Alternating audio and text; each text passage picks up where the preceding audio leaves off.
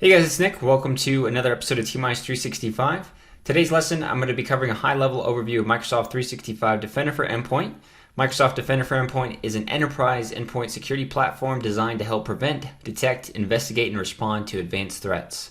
I always like to quickly reference a common attack chain where this solution fits as part of the Microsoft 365 Defender offerings. Defender for Endpoint has so many different pre- and post-breach detection and prevention capabilities that I will not be able to cover them all in depth within this video, but I will be giving you some of the high-level features so that you feel comfortable onboarding your first device and capturing some of those immediate benefits. At a very high level, the Defender for Endpoint features can be summarized into these categories that you see here. Threat and vulnerability management and attack surface reduction capabilities really help you become more proactive in responding to security threats within your organization. They help you harden your environments to prevent attacks from ever occurring. Next-gen protection and endpoint detection response capabilities provide you near real-time analytics about threats within your organization. They provide you a ton of insight to mitigate threats and prioritize actions that you would want to take based on severity and impact. Automated investigation and response is one of the most powerful parts of the solution in my opinion.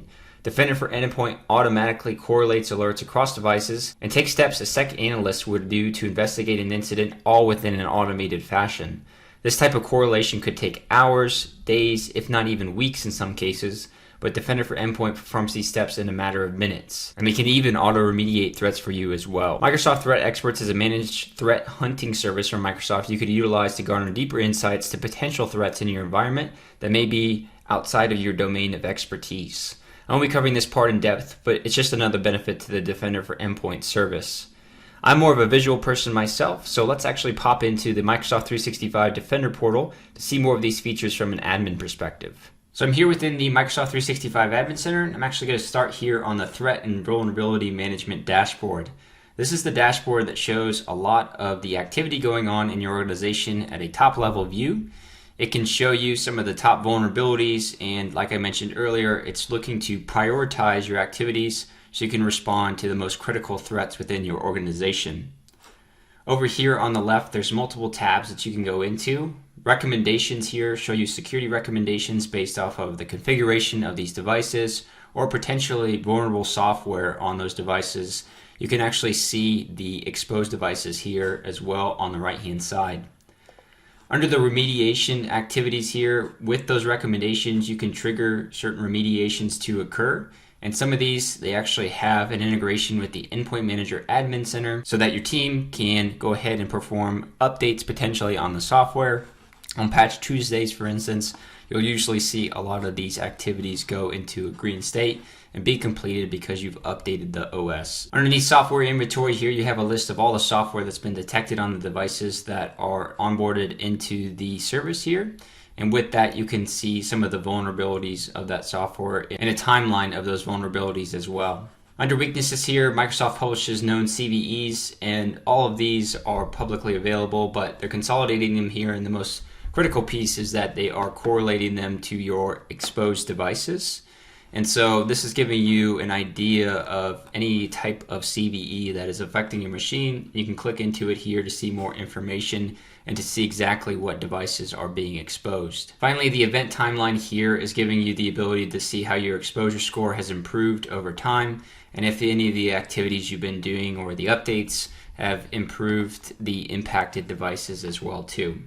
Under device inventory, you have a complete list of all the devices that have been onboarded into this solution. Clicking into these devices gives you a lot more information about the potential alerts that are open on that device, as well as their current risk level based off of those alerts and active incidents that are going on.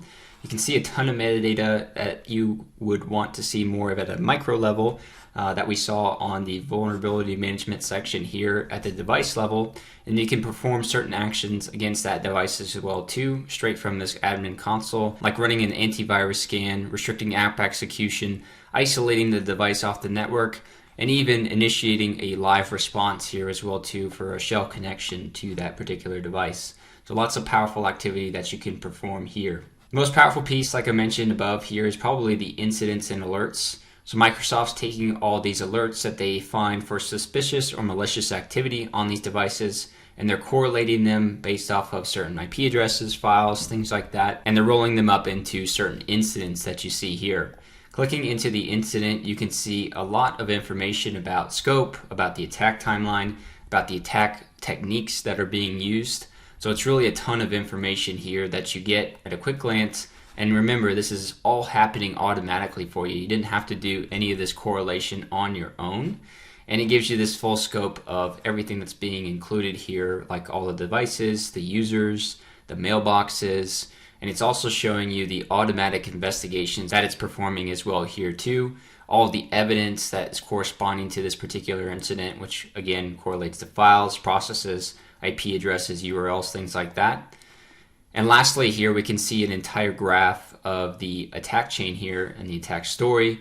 And this could actually take you through step by step. And as you can see, it's correlated all these events for you. So this is a lot of information to take in, but they give you provided recommendations as well as being able to see what users or devices you might want to isolate until you mitigate this incident. The final piece that I want to touch on here is under threat analytics. This is Microsoft security team basically publishing some of the most active threats within the environment today. You can click into these and you can see analyst reports on these events, and they are quite lengthy as far as giving you a lot of detail about the summary, the analysis, the known entry points, as well as some of the common tools that are being used.